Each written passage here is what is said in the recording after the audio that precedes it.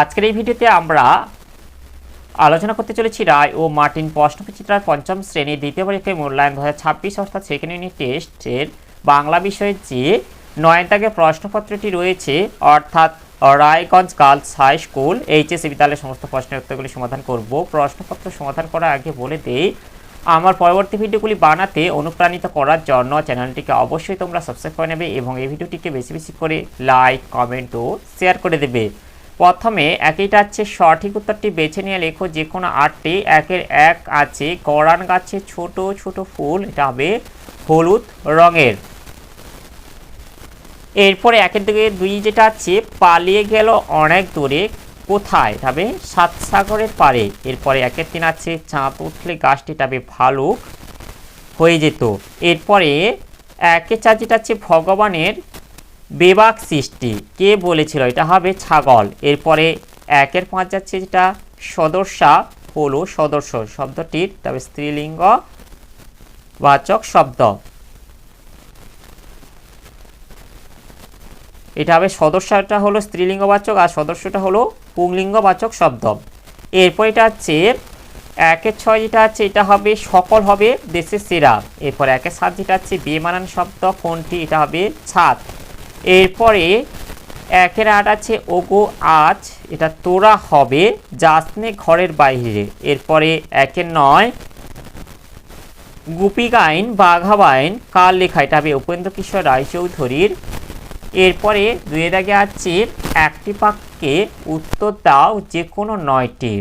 2 দাগে এটা আছে পাতা পাল্টাতে চাও কে বলেছে, এটা হবে বনের পরি। এরপরে 2 আছে মনে পড়ে অভিমানী, অভিমানী কে, এখানে অভিমানী হলো কঙ্কাবতী। এরপরে 2-3 তখন 3 জন এগিয়ে চলেছে প্রায় এক লাইনে, 3 জন কারা, তবে 3 জন হলো ধনাই, কফিল ও আরজান। এরপরে 2-4 যেটা আছে কুমির ও শিয়াল কিসের চাষ করেছিল, কুমির ও শিয়াল প্রথমে আলুর চাষ, পরে ধানের চাষ এবং শেষে আখের চাষ করেছিল।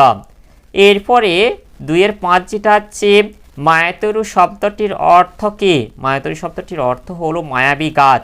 এরপর 2-6 আছে দুপুরবেলা চারিদিক অন্ধকার হয়ে গেল কেন, এর উত্তরটি হলো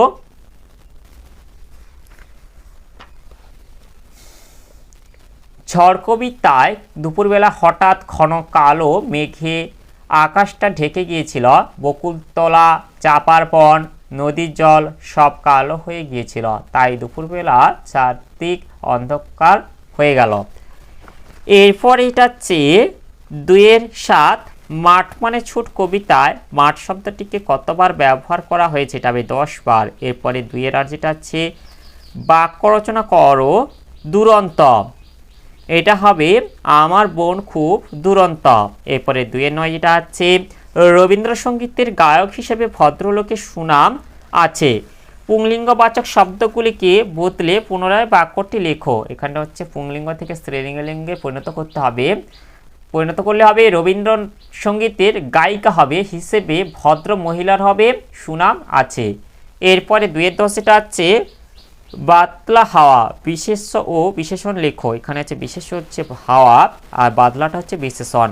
এরপরে 2-11 যেটা আছে বর্ণগুলিকে সাজিয়ে শব্দ তৈরি করো, প্রথমে এটা হবে লুটোপুটি আর পরেরটা এটা হবে পালং শাক। এরপরে 2-12 এটা আছে বিপরীত শব্দ লেখো শাশ্বতর বিপরীত হবে ক্ষণিক বা ক্ষণস্থায়ী।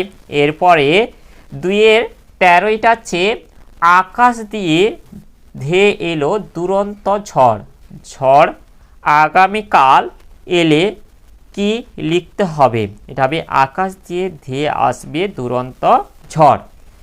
এরপরে 3 দাগে যেটা আছে নিচের যে কোনো 2টি প্রশ্নের উত্তর দাও। 3-1 যেটা আছে ছোট্ট ফণিমনসা গাছের দেমাকে মাটিতে পা পড়ছিল না কেন, সেই দেমাক তার ভেঙে গেল কিভাবে, এর উত্তরগুলি হলো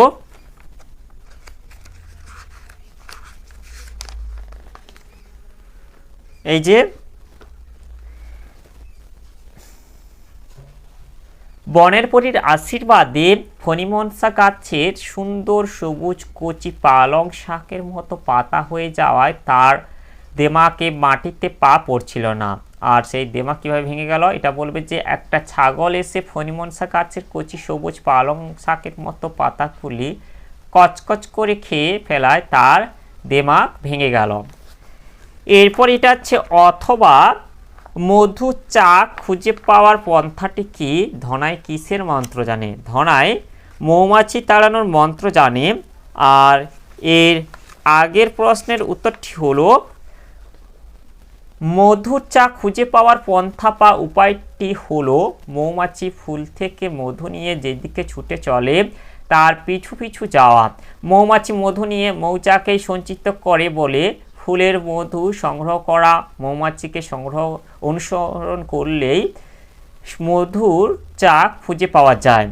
এরপর এটা হচ্ছে অথবা এটা হচ্ছে ভগবানের রক্ষীরা কার কার দ্বারা কিভাবে নাকাল হলো? এর উত্তরটি হলো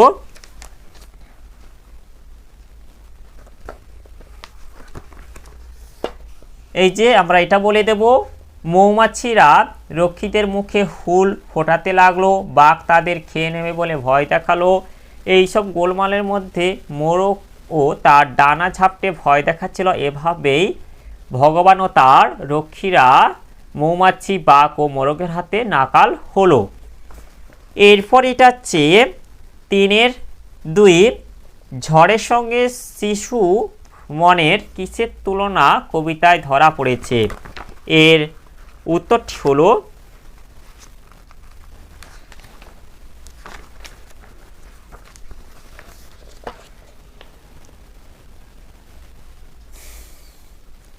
মৈত্রী দেবী ঝড় কবিতায় শিশুটি ঝড়কে একটি দস্যি ছেলের সঙ্গে তুলনা করেছে।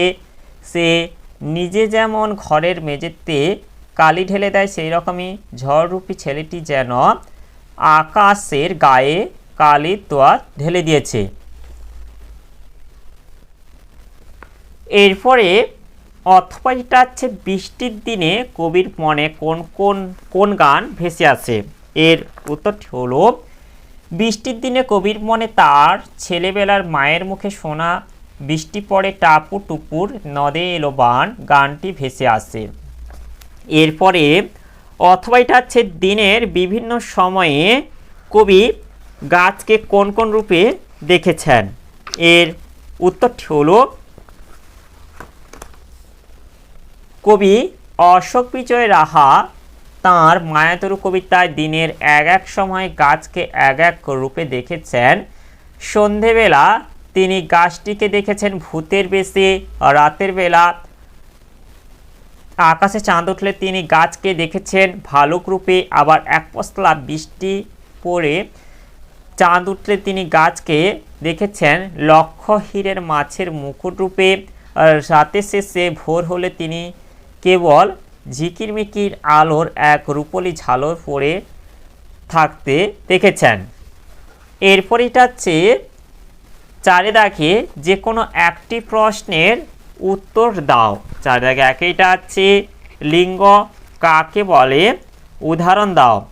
এর উত্তরটি হলো যে লক্ষণ বা চিহ্ন দ্বারা কোনো পথ বা শব্দ পুরুষ জাতীয় নাকি স্ত্রী জাতীয় অথবা নারী ও পুরুষ জাতীয় কোনোটিই নয় তা বোঝা যায়, সেই লক্ষণ বা চিহ্নকে লিঙ্গ বলা হয়।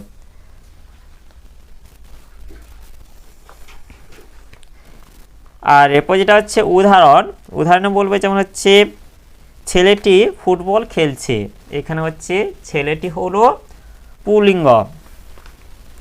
এরপর এটা হচ্ছে 4-2 একই শব্দকে দুবার ব্যবহার করেও বহুবচন করা যায় এমন একটি উদাহরণ দাও।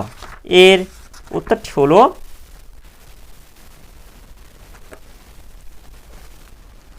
এই যে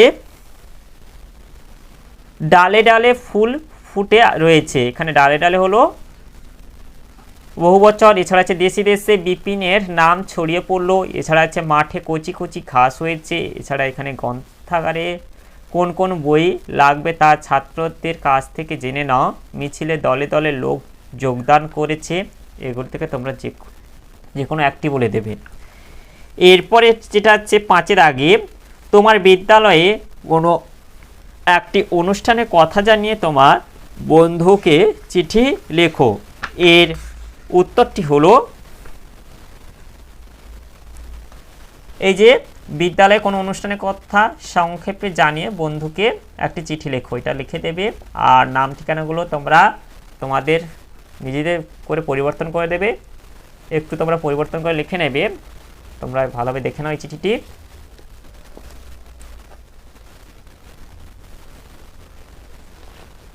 এরপর এটা হচ্ছে অথবা তোমার মায়ের অসুস্থতার কথা জানিয়ে বাবাকে একটি চিঠি লেখো, এটা আমি তোমাদের কমিউনিটিতে পোস্ট করে দেবো, তোমরা গিয়ে দেখে নেবে।